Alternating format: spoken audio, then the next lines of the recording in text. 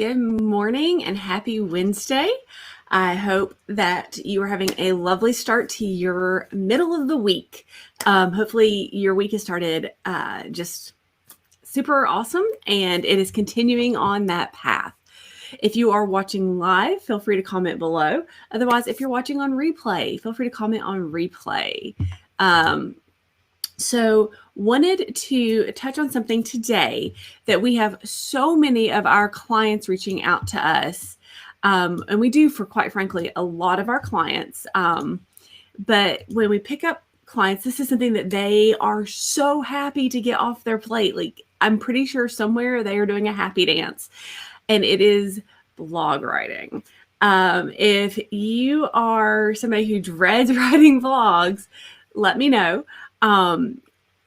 As we've talked about several times, blogs are hugely powerful for your website. They leverage your brand authority. They can build your reputation. They obviously help with SEO. A lot of times prospective customers may check out your blog post to make sure, hey, yeah, does this person have the skill set and do their values align with where we are and who I am? And also for a lot of customers, and depending on your industry, a blog might be your way of showing not only your expertise, but winning them over slowly. So it's part of your funnel, and it's an important part of your funnel that you should not ignore. Also, it's a awesome way that they're awesome to use on social media. So you've got so many ways to use blogs, but so many people dread writing blogs. We've had customers who have come to us and said, Julie, it's been 2 years since I wrote a blog, because we hate doing it. They take forever and we never feel like it's good enough. And I hear you. It is 100 times easier for us to create content for other people than for our own blog. I'll go ahead and tell you that straight up. You sometimes are too close to what you do.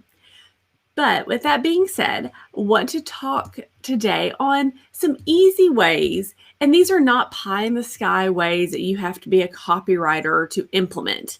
These are things that very simple tips that you can do to not only write your blogs faster, but to just alleviate that sense of dread.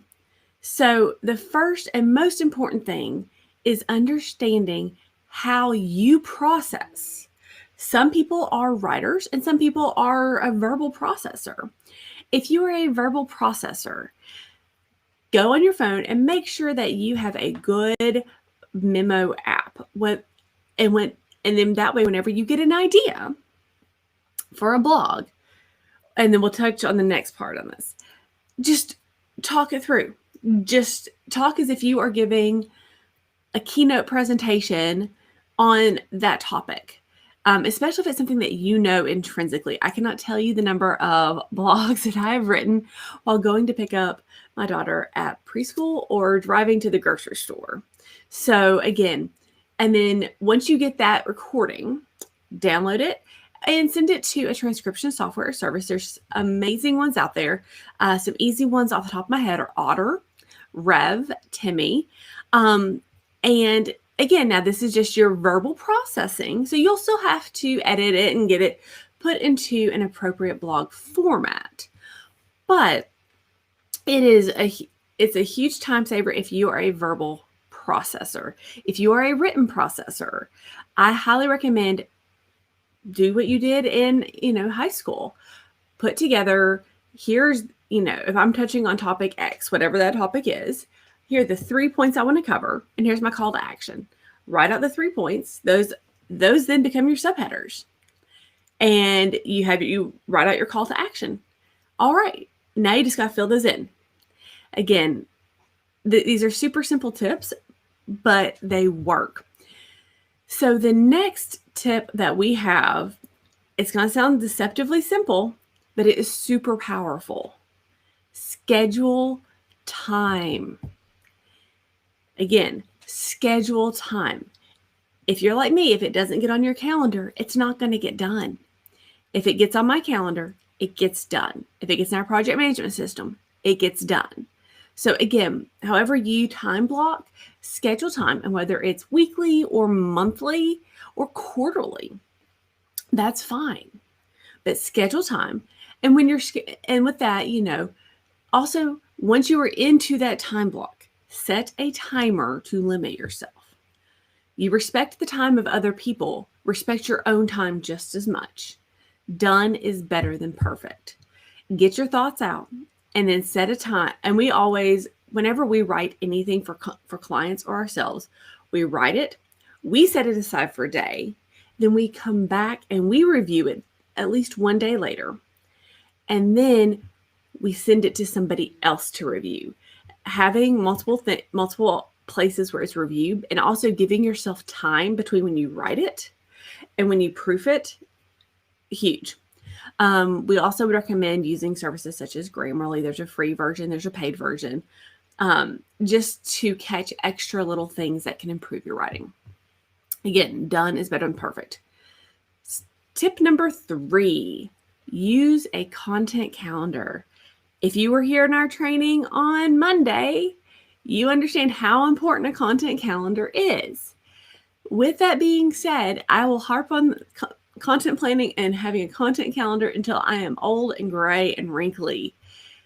Knowing where you are going is critical in ensuring that your customers get there, ensuring that your customers are not confused with your content.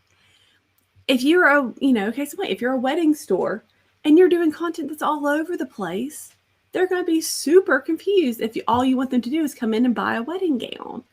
You need to do content that's in your niche, but you need to ensure that your customers, when they see that content, they understand how it ties into your USP, your value proposition.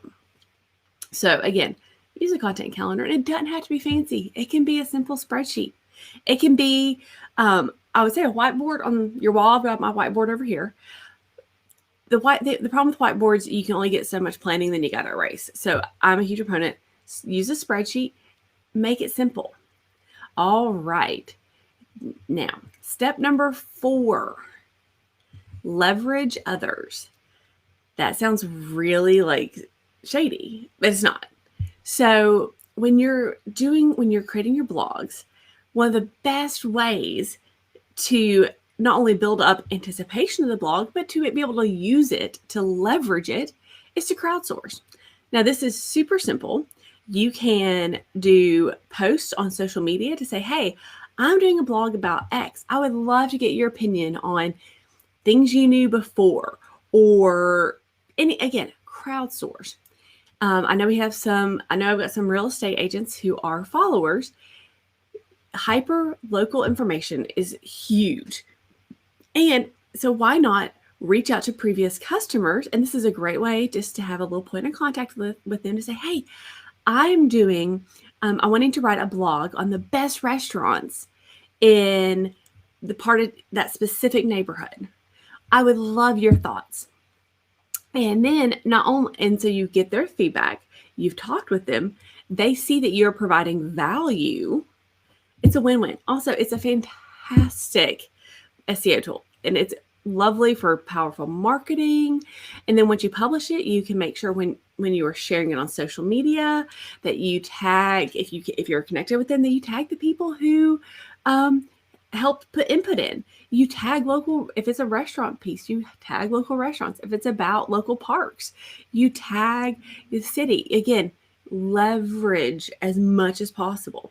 If you're an equipment rental store, why not crowdsource contractors and your weekend warriors for certain tips? Google Forms are a fantastic way to get information to do this. They take about 2 seconds to set up. They're not hard to fill out. And again, now with those, I would recommend keeping your questions very simple and keeping the amount of time people have to put in short and sweet. But again, crowdsourcing is such a wonderful way to get content that people are excited about, and that also offers social proof. Last, the 5th tip, what to do last. All right, I'm going to say this at least twice. Always, always, always, always write and edit first, and then create your headlines and images.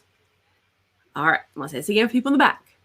Always write and edit first, and then create your headlines and your images. Headlines and images, obviously you need to have them. I'm not saying you don't.